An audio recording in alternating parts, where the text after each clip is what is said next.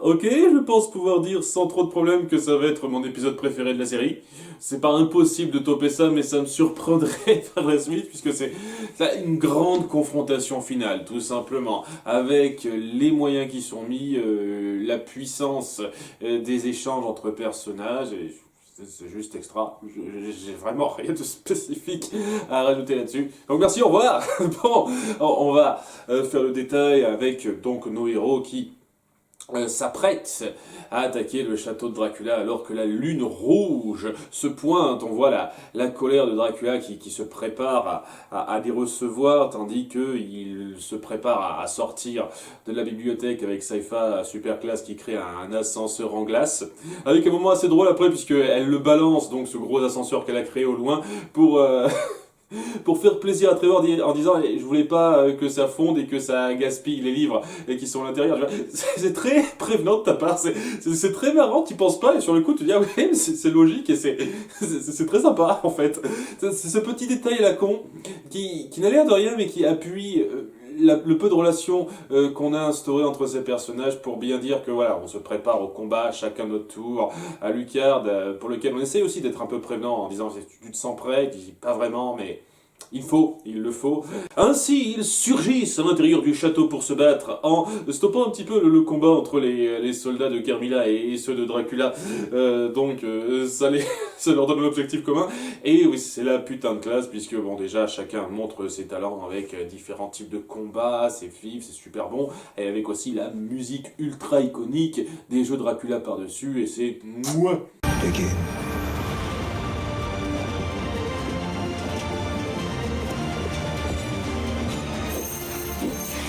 Il n'y a rien à dire là-dessus, c'est juste de l'action fun, très bien orchestrée, avec la bonne musique d'ambiance qui convient parfaitement pour bien tabler sur le fan sans que ce soit trop facile. Je trouve ça parfait. On a donc chacun de nos personnages qui utilisent leurs compétences, Trevor ses armes, dont son fameux fléau, l'étoile du matin, qui est un peu spécial puisque son bout est enchanté pour tuer les vampires, les créatures de la nuit, les démons sans doute aussi. Il y a Lucarne qui a toujours sa faculté de télékinésie, mais aussi la possibilité de se transformer en loup, qu'on montre rapidement. C'est cool parce que c'est un truc qui le caractérisait un petit peu dans les jeux également, donc bien de faire ce petit rappel, même si on joue pas plus que ça dessus, mais c'est cool quand même. Et Saifa qui pète la classe une fois de plus, avec notamment ses sorts de glace qu'elle maîtrise à la perfection et elle manipule ça de tellement de façons quoi. On sent que vous êtes tellement créatif. J'adore ça, au moment où elle se bat contre un vampire d'elle-même quoi, et qu'elle joue sur cette glace fine pour le trancher, qu'il l'évite, mais elle arrête pas d'éviter ses coups elle-même pour finir par le trancher en deux de façon bien dans ta gueule, bien directe et classe comme ça, c'est génial quoi. Énormément de moments d'action qui pètent la classe. Tout simplement, ça pète la classe. J'ai pas grand chose à dire. Et une fois ce combat fait, on va passer au grand combat final, le grand combat qu'on attend contre Dracula, où on montre rapidement déjà son amitié envers Isaac. Isaac qui est prêt à se battre pour le protéger. Et Dracula en voyant ça qui se dit ok, ça va être très certainement mon dernier combat. Je veux pas te mettre en danger toi. Donc, contre sa volonté, il utilise son fameux miroir téléporteur qu'on a instauré il y a quelques épisodes pour le faire partir loin de là et le mettre loin du danger parce qu'il représente quelque chose quand même, cet ami qui est présent pour lui depuis aussi longtemps. Donc c'est un moment, émotion assez fort, tandis que voilà, il va y avoir Alucard qui lui fera face, accompagné des deux autres, et on montrera bien l'impact de ce vampire-là, quoi. C'est pas le vampire lambda qui se fait avoir facilement. Les attaques de chacun de nos protagonistes se portent de façon beaucoup moins impactante que contre les vampires de plus tôt, et on voit vraiment cette différence de niveau palpable à ce niveau-là où ils doivent lutter tous les trois ensemble en se serrant les coudes, en se protégeant, en risquant gros Saifa qui se prend un sacré coup de griffe et qui s'amuse bien par exemple, qui doit se cautériser ça rapidement avec sa magie, ce genre de choses. À un moment donné, ils doivent arrêter tous les trois une espèce de puissant sort de météore qui me semble aussi là aussi est tiré des jeux vidéo pour le renvoyer à Dracula.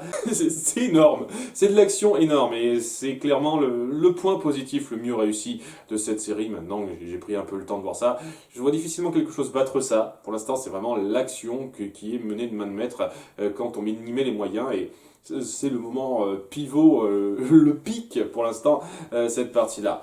Au bout d'un moment, il y a Alucard et Dracula qui finiront par se battre en duel en s'éloignant un petit peu des autres, parce qu'il faut dire ce qui est, c'est vraiment un duel beaucoup plus personnel pour Alucard, qui encaisse un petit peu mieux les coups que ses deux compagnons, faut dire aussi, hein, ça va être bien, et qui envoie valdinguer Dracula alors qu'ils se battent sur les différentes pièces du château pour finir par arriver à un moment très fort où ils atterrissent dans sa chambre.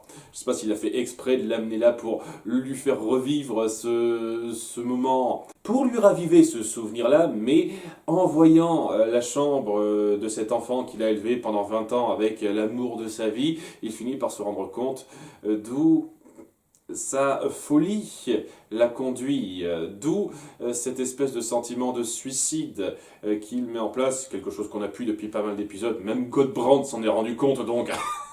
Bien entendu qu'Alucard s'en est rendu compte lui aussi, ça fait des plombes qu'au bout du compte c'est une longue lettre de suicide ce que tu es en train de faire quoi. Il finit par se rendre compte de jusqu'où il va en fait. Il est en train de tuer le fils qu'il a eu avec celle qu'il aime, le plus grand cadeau qu'elle lui a donné en fait. Et c'est ce moment où il finit par sortir de sa rage, où ses yeux commencent à redevenir un petit peu normaux, et où il finit par se laisser tuer par Alucard, c'est émotionnellement très fort. À la fin, il y a Trevor et Sypha qui viendront aider à mettre le coup de grâce en le brûlant et en le tuant pour de bon, pour une interrogation. Toujours une question qui se pose là. Il arrête pas de revenir entre les morts Dracula de génération en génération, donc ça me surprendrait pas qu'il revienne une nouvelle fois celui-là, mais bon. Peut-être pour les saisons 3 et 4 ce sera développé ça. Parce que oui, il y a cette espèce d'âme s'évapore de ce corps calciné et on voit qu'il représente quelque chose de très gros Dracula avec Alucard qui se rend compte de ce qu'il vient de faire. Je viens de tuer mon père. Et ça lui fait pas plaisir du tout, quoi. Hein. Il est très triste à ça. Trevor, toujours aussi... toujours aussi peu compatissant par rapport à ça, mais Sypha qui le comprend. On voit ce dernier moment où elle leur tient la main, lui tient son épaule et tient la main de Trevor, montrant le lien qui s'est forgé entre ces trois-là, alors qu'ils quittent le château et que le jour se lève.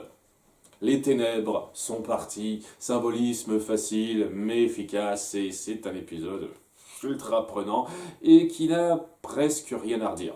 Le seul point sur lequel je pourrais me plaindre un petit peu, c'est que ça manque, dira-t-on, de mise en place ultra développé pour ce conflit en particulier. On a mis en place notre trio de façon tout à fait satisfaisante, on a mis en place la mentalité de Dracula de façon satisfaisante, mais les accomplissements de notre trio, c'était quoi en fait? Ils ont lutté contre une armée de Dracula donc dans la première ville dans la saison 1, une autre armée rapide de Dracula rapidement en début de cette saison 2, et puis c'est tout. Après, on les a vus attaquer le château de Dracula après avoir fait un sort. Il n'y a pas eu énormément d'accomplissements qui se sont succédés, qui se sont enchaînés avant d'en venir à ce grand combat final contre Dracula, à ce qu'il est censé représenter. Donc oui, c'est... Quand je me penche sur cet épisode par rapport à comment il a été instauré, il aurait pu avoir un peu plus de force dans ce que représente ce grand conflit. De même, c'est super joli les échanges qu'on crée entre Alucard et Dracula sur ce que représentait Lisa pour eux, sur ce qu'ils veulent faire en son nom qui diffère totalement, et le lien affectif qui reste présent entre eux. Lorsqu'on appuie ça dans la deuxième moitié de cet épisode, c'est poignant, vraiment poignant. Mais ça n'a pas été extrêmement développé.